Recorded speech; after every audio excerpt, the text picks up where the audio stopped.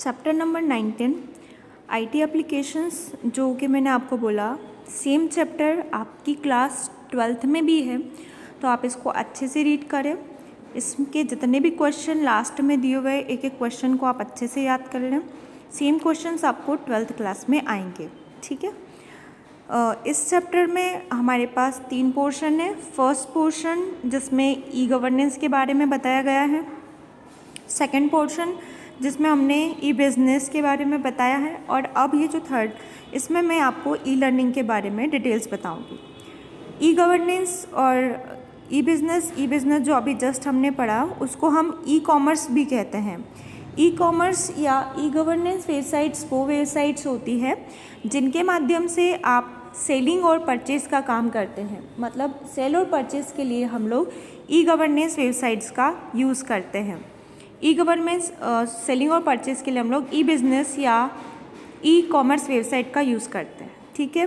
तो ई बिज़नेस में हम लोग बिज़नेस करने के लिए एक कोई भी साइट, या तो बिजनेसमैन या तो गवर्नमेंट, जो भी अपने कुछ भी प्रोडक्ट को सेल करना चाहते हैं वो वेबसाइट पे अपलोड करते हैं, और फिर जो भी कंज्यूमर या कस्टमर होते हैं वो उस वेबसाइट को विज़िट करके उस पर जो भी प्रोडक्ट ख़रीदना चाहते हैं उसके लिए पहले अप्लाई करते हैं, और या बोले उसके लिए पहले डिटेल्स पूछते हैं, उसका पेमेंट करते हैं, और फिर आइटम डिलीवर हो सकता है। कभी कभी हम लोग कैश ऑन डिलीवरी करते हैं, मतलब आइटम डिलीवर होने के बाद उसका पेमेंट करते हैं।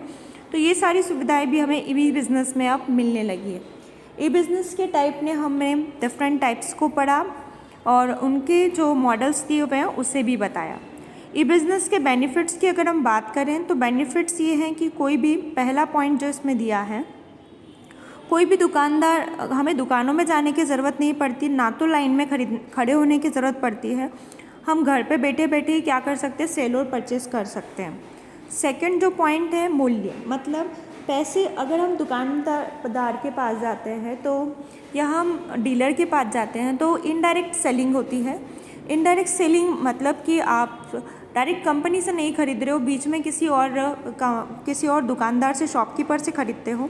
तो जो मीडिएटर होता है, मीडिएटर को भी आपको चार्ज देना पड़ता है। अगर 1 रुपये की चीज़ है तो आपको मीडिएटर का जो मेहनत है या मीडिएटर की जो कॉस्ट है वो आपको देनी पड़ती है, और वो आपको लगभग 3 रुपये में मिलती है अगर आप इनडायरेक्ट परचेस करते हो। तो अगर डायरेक्टली आप कंपनी से कोई भी प्रोडक्ट परचेस करते हो तो आपको जो 1 रुपये का प्रोडक्ट है वो मैक्सिमम 1.5 रुपये में मिल जाता है। तो इस प्रकार हम लोग क्या करते हैं, ये अगर ई बिज़नेस करते हैं तो हमारे पास ये बेनिफिट हो जाता है कि हमें कम कॉस्ट लगती है और हम कम कॉस्ट के अंदर ही अपना प्रोडक्ट ले पाते हैं। फिर हमारे पास कहीं थर्ड पॉइंट है विकल्प, यानी हमारे पास कई सारे ऑप्शन आ जाते हैं। कब? जब हम ई लर्निंग कर रहे, जब हम ई बिज़नेस कर रहे होते हैं, हमारे पास बहुत सारे ऑप्शन हैं। लेकिन अगर हमारे नियरेस्ट शॉप को पे जाते हैं तो हमारे पास उनके पास जो प्रोडक्ट अवेलेबल है आपको वही लेना पड़ता है। अगर आपको, क्योंकि आप दूर तक नहीं जा पाते हो, कई शॉप पे भटकने से, परेशान होने से घबराते हो कि कौन इतना देर घूमेगा, ढूंढेगा, इसलिए जो मिल रहा है, जो अवेलेबल है उसी को लेकर आप कंटिन्यू कर देते हैं। लेकिन आप जब ऑनलाइन जाते हो तो एक शॉप पे पसंद नहीं आया, मतलब एक वेबसाइट पे आपको समझ नहीं आया तो आप दूसरी वेबसाइट को सर्च करेंगे, उस पर नहीं समझ में आया तो तीसरी पर, क्योंकि आपको एक ही जगह पर बैठकर मल्टीपल टाइप में सर्च करने के ऑप्शन मिल जाते हैं। तो यहाँ पर हमारे पास ऑप्शन भी कहीं सारे हो जाते हैं जब हम किसकी बात करते हैं, ई बिज़नेस की। तो ई बिज़नेस आपको कहीं सारे ऑप्शन अवेलेबल करवाता है। नेक्स्ट पॉइंट है 24 आवर्स, मतलब 24 घंटे आपको ये अवेलेबल रहते हैं, कभी दुकान बंद नहीं होती, आप जब चाहें जब खरीदें, जब चाहें तब अपने माल को सेल कर सकते हैं। फिफ्थ, गति यानी स्पीड, आपको एक बहुत ही अच्छी स्पीड मिलती है। हम यहाँ पे स्पीड बात कर रहे हैं कि आपको जल्दी से कोई सा भी कंटेंट दिखाना, वहाँ पर दुकानदार एक जो भी अगर आपको दिखा रहे हैं, मान लीजिए क्लॉथ की शॉप पे आप गए तो एक क्लॉथ को वो पैक करके रखते हैं, फिर दूसरा दिखाते हैं, या एक कस्टमर को वो क्लॉथ ओपन कर करके दिखाते हैं, तो उन्हें बहुत टाइम लगता है। या आप दूसरे भी प्रोडक्ट को देखेंगे तो वो अपने प्रोडक्ट को निकाल के आपको बताते हैं, ओपन करके दिखाते हैं, उसमें कहीं टाइम लगता है, मतलब कहीं सारा टाइम लगता है। लेकिन यहाँ पर आप एक जस्ट क्लिक पर अपने पास कहीं सारे प्रोडक्ट को देख पाते हैं, और नई चाहिए तो उसे क्लोज़ भी कर पाते हैं। और यहाँ पर आपका यूनिवर्सल मार्केट है, मतलब वैश्विक व्यापार है। आप और विक्रेता दोनों किसी इलाके तक सीमित नहीं है, मतलब ज़रूरी नहीं कि हम एक ही एरिया तक जाएं। और मतलब आप और कस्टमर दोनों, आप भी मतलब एक जो हम बिजनेसमैन की बात करें तो उसके पास भी ऐसा नहीं है कि लिमिटेड ही कस्टमर है, उनके पास भी अनलिमिटेड कस्टमर है और कस्टमर के पास भी अनलिमिटेड दुकानें हैं। मतलब ऑल ओवर राउंड, मतलब यूनिवर्स में हमारा मार्केट है, तो हम कहीं से भी उसको ले सकते हैं, परचेज़ कर सकते हैं। लेकिन पहले इतना अच्छा फैसिलिटी नहीं हुआ करता था। अंतर क्रियाशील यानी कीमतें, सुविधाओं आदि पर तुरंत प्रतिक्रिया प्राप्त होती है। मतलब यदि आप चाहते हो कि अगर उसमें लिखा है 10% डिस्काउंट, तो आप उसको हाथों हाथ सर्च कर लेंगे कि 10% डिस्काउंट कितना होगा, और अगर मुझे सूटेबल लग रहा है इस रेट में तो मैं उसको ओके करूँगी, नहीं तो फिर नो। मतलब वहाँ बार्गेनिंग नहीं होती है, भाव तो नहीं करना होता है, डायरेक्टली आपको जो चीज़ अच्छी लगती है उससे परचेज़ कर लेते हैं, जो चीज़ आपको नहीं अच्छी लगती है आप उसे वहाँ नहीं परचेज़ करते हैं।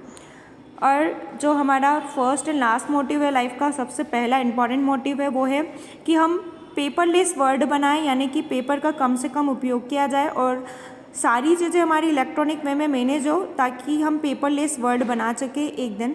तो कागजी कार्रवाई भी यहाँ पे क्या होती, कम होती है। ठीक है, अब ई बिज़नेस करने वाली कौन कौन सी वेबसाइट्स हैं, हम उनके नाम देख लेते हैं। ई बिज़नेस करने वाली वेबसाइट आप सभी जानते हैं, अमेज़ॉन इंडिया। अमेज़ॉन इंडिया क्या करती है, बहुत सारी इंडिया की जो इंपॉर्टेंट चीज़ें जो इंडिया में सबसे ज़्यादा बिकती है, साड़ी, सूट, सेल, घड़ी, वॉच, बहुत सारे प्रोडक्ट जो कि इंडिया के लोग पसंद करते हैं और इंडिया के लोगों के लिए इंपॉर्टेंट रखती है, उन सभी को ऑनलाइन अपलोड करता है। अगर हमें अच्छा लगता है तो हम अमेज़ॉन की वेबसाइट पे जाते हैं और उन प्रोडक्ट को परचेज़ करते हैं। ठीक है, वहाँ पर जो भी आपको Amazon time to time offer भी देता रहता है, डिस्काउंट भी देता रहता है, तो हम उससे अमेज़ॉन से कोई भी प्रोडक्ट परचेज़ कर सकते हैं।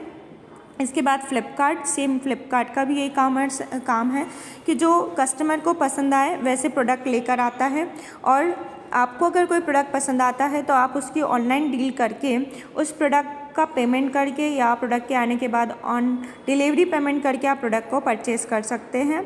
और इसके अलावा इसको स्टार्टअप किसने किया था, कब हुआ था, ये स्टार्टअप जो है वो फ्लिपकार्ट लगभग 14 बिलियन अमेरिकी डॉलर का मूल्य देश में ई कॉमर्स पे की ओर अग्रसर होता है ना। तो यहाँ पर कुछ वेबसाइट, आप लोग इन वेबसाइट के नाम ही अगर याद कर लेंगे वो भी आपके लिए काफ़ी होगा। स्नैपडील क्या होता है, बाकी तो आप लिख लेंगे कि क्या होता है। स्नैपडील भी आप जानते क्या है, ये ऑनलाइन वॉलमार्ट है। सॉफ्ट बैंक ये क्या करता है, सॉफ्टवेयर पर ही हमारे ऑनलाइन जो भी हम चीज़ खरीदना चाहते हैं सेल और परचेज़ का काम करता है। इसका पूरा बिजनेस ऑनलाइन चलता है। इन सारी वेबसाइट्स के बड़े बड़े ऑफिस नहीं होते, बड़े बड़े शोरूम नहीं होते हैं, इन्हें शोरूम ओपन करने की ज़रूरत ही नहीं होती। ये सारा अपना शोरूम जो होता है वो मोबाइल में ही बनाए रखते हैं, मोबाइल में इससे ख़रीदते हैं और परचेज़ करते हैं। देन अलीबाबा कोई भारतीय वेबसाइट नहीं है, अलीबाबा बाहर की है, और अलीबाबा पे भी आपको ख़रीदने और परचेज़ करने की सुविधाएं मिल जाती हैं। वहाँ पे सारे एडवर्टाइजमेंट आते हैं, आप एडवर्टाइजमेंट देख के जो आपको अच्छा लगता है उसे आप ख़रीद सकते हैं। ठीक है, इसके बाद में जबोंग ये भी हमारी एक वेबसाइट है। यहाँ पर आप 4-5 नाम याद कर लें ई कॉमर्स वेबसाइट्स के। काम तो आपको पता है इन सभी का क्या काम होता है, इन सभी का काम होता है ऑनलाइन सेल्स और परचेज़ करने का। नेक्स्ट पॉइंट है नेट बैंकिंग और इंटरनेट बैंकिंग। नेट बैंकिंग को इंटरनेट बैंकिंग, ई बैंकिंग या वर्चुअल बैंकिंग के नाम से भी जाना जाता है। इंटरनेट बैंकिंग का वो आधुनिक स्वरूप है जिसमें आपको पारंपरिक बैंकिंग सुविधाएं घर बैठे बैठे, मतलब इंटरनेट बैंकिंग में क्या होता है कि हम घर पे बैठे बैठे ही पैसे ट्रांसफ़र कर सकते हैं, कभी भी हम पैसे भेज सकते हैं किसी को, और कोई भी हमें ऑनलाइन पैसे रिटर्न कर सकता है। तो ये फैसिलिटी हमें कहाँ से मिलती है, नेट बैंकिंग से मिलती है। आज तो हम सभी नेट बैंकिंग का यूज़ करते हैं, फ़ोन पे गूगल पे यूज़ करते हैं। तो फ़ोन पे गूगल पे यही जैसे कि बहुत सारे आपके काम ये कंप्लीट कर देता है। कॉलेज की, स्कूल की फ़ीस भरना हो, मोबाइल का बैलेंस डालना हो, बिजली का बिल भरना हो, ऑनलाइन रेलवे बुकिंग करनी हो, किसी को भी पेमेंट करना हो, तो सभी प्रकार के पेमेंट के लिए हम लोग इंटरनेट बैंकिंग या नेट बैंकिंग का उपयोग करते हैं। देन जो लास्ट टॉपिक हमारा इस चैप्टर का है वो है ई लर्निंग। ठीक है, ई लर्निंग क्या होता है? ई लर्निंग का मतलब होता है इलेक्ट्रॉनिक तरीके से पढ़ाई करना। इलेक्ट्रॉनिक तरीके से पढ़ाई करना है, इलेक्ट्रॉनिक वे में आपको एजुकेशन करना। ई लर्निंग में आप लर्निंग के लिए आपके पास एक टीचर होती है और कहीं एक स्टूडेंट होता है। एक टीचर जो भी अपने टीच कर सकते हैं, उस सब्जेक्ट को डिलीवर करते हैं, उस सब्जेक्ट के बारे में इंफॉर्मेशन ऑनलाइन प्रोवाइड करते हैं, और जो भी स्टूडेंट जो कि सीखना चाहते हैं उस सब्जेक्ट को उस टीचर से कनेक्ट होकर अपने इंफॉर्मेशन को ले सकते हैं। आप जानते हैं अभी इस लॉकडाउन के सिचुएशन में हम लोगों ने ई लर्निंग यानी कि इलेक्ट्रॉनिक वे में ही आपको पढ़ाया है, ऑनलाइन वीडियोस में, यूट्यूब चैनल के माध्यम से या गूगल मीट के माध्यम से। तो इस प्रकार से ई लर्निंग बच्चों के लिए लर्निंग करने का बहुत अच्छा प्लेटफॉर्म है। ई लर्निंग का सबसे बड़ा प्लस पॉइंट ये है कि कोई भी स्टूडेंट किसी भी अच्छे एजुकेटर से पढ़ सकता है, और इसमें ऐसा नहीं है कि एक स्टूडेंट जिसके पास कम फीस है तो वो अच्छे एजुकेटर से एजुकेशन नहीं ले पाएंगे। सभी के लिए इक्वल प्लेटफॉर्म है। सभी बच्चे किसी भी टीचर के पास जाकर अपने लिए अपनी इच्छा अनुसार पढ़ सकते हैं उस मिनिमम कॉस्ट के अंदर। और लेकिन ई लर्निंग के लिए सबसे बड़ी प्रॉब्लम ये है कि बच्चों को या जो भी सीखना चाहते हो उन्हें मोबाइल का या इंटरनेट का नॉलेज होना चाहिए कि किस तरीके से मोबाइल और इंटरनेट को यूज़ किया जाता है। सो टेक्निकली अगर बच्चे अपडेट होते हैं, जो भी स्टूडेंट है वो अगर अपडेट होते हैं, तो वो ऑनलाइन टीचिंग के या ऑनलाइन लर्निंग के लिए ई लर्निंग से बहुत सारे फ़ायदे ले सकते हैं। ठीक है, सो यहाँ पर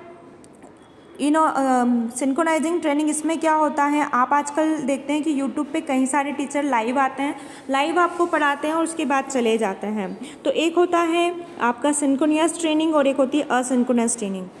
सिंक्रोनस का मतलब होता है एक ही समय में, वास्तविक समय में वेव के माध्यम से एक प्रशिक्षण के साथ, मतलब मैंने क्या बोला आपको कि यूट्यूब पे आपने देखा कई सारे टीचर लाइव आते हैं, तो अगर वो लाइव 8 बजे आएँ तो आपको भी 8 ही बजे आना होगा, तभी आप उनसे पढ़ पाएंगे। तो ये हुआ हमारा सिंक्रोनस, यानी कि एक ही टाइम पे साइमल्टेनियसली दोनों टीचर और स्टूडेंट स्टडी करेंगे। और एक दूसरा होता है असिंक्रोनस, जिसमें कि एक समय की आवश्यकता नहीं होती है। जिस तरह की हम लोग आपको वीडियो अपलोड करवा देते हैं और आप अपनी सुविधा के अनुसार जब आपके पास समय होता है उसके अनुसार उस वीडियो को चला के देख लेते हैं। तो ये हमारा असिंक्रोनस ट्रेनिंग कहलाता है। ठीक है, कुछ ई लर्निंग वेबसाइट के नाम आप सभी जानते हैं। आपको पता है कि ई लर्निंग करने के लिए कितनी सारी वेबसाइट्स हैं। HTML, PHP, jQuery, कुछ भी आपको सीखना है तो उसके लिए आप W3 स्कूल पे जा सकते हैं।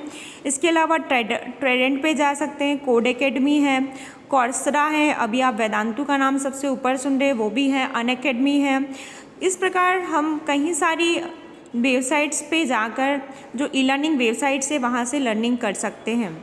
ई लर्निंग के लिए जो चुनौतियों की बात मैं कर रही थी कि ई लर्निंग करने में मेनली क्या प्रॉब्लम्स आती हैं, तो ई लर्निंग करने में मेनली प्रॉब्लम्स आती है कि जागरूकता का अभाव होना।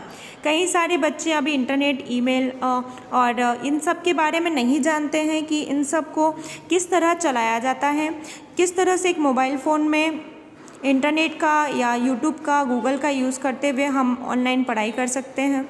अभी भी बहुत सारे बच्चों को नहीं पता कि गूगल मीट या जो हमारे पास मीटिंग के लिए ऑप्शंस अवेलेबल हैं वो कैसे चलाए जाते हैं, किस तरह हम ऑनलाइन यूट्यूब पे देख सकते हैं या यूट्यूब पे लाइव आते हुए टीचर से हम किस तरह पढ़ सकते हैं।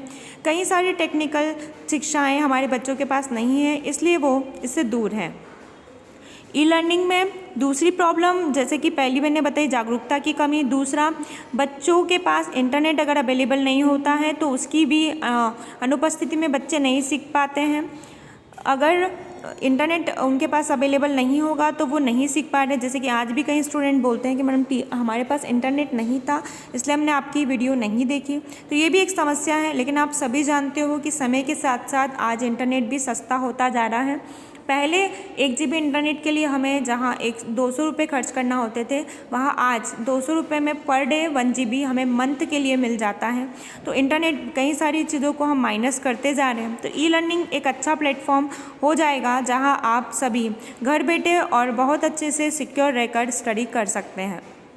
और आप ऐसा नहीं कि आपने जो लिमिटेड टाइम है स्कूल टाइम उसी में पढ़ेंगे, आप स्कूल टाइम के अलावा भी मॉर्निंग या इवनिंग जो टाइम आपको सूटेबल लगता है उस टाइम में एजुकेशन कर सकते हैं। तो इसलिए ई लर्निंग भी हमारी लाइफ में एक इम्पॉर्टेंट पार्ट है। ये चैप्टर यहीं पे कंप्लीट होता है। Thank you. और यहीं पे आपका सिलेबस भी कंप्लीट होता है।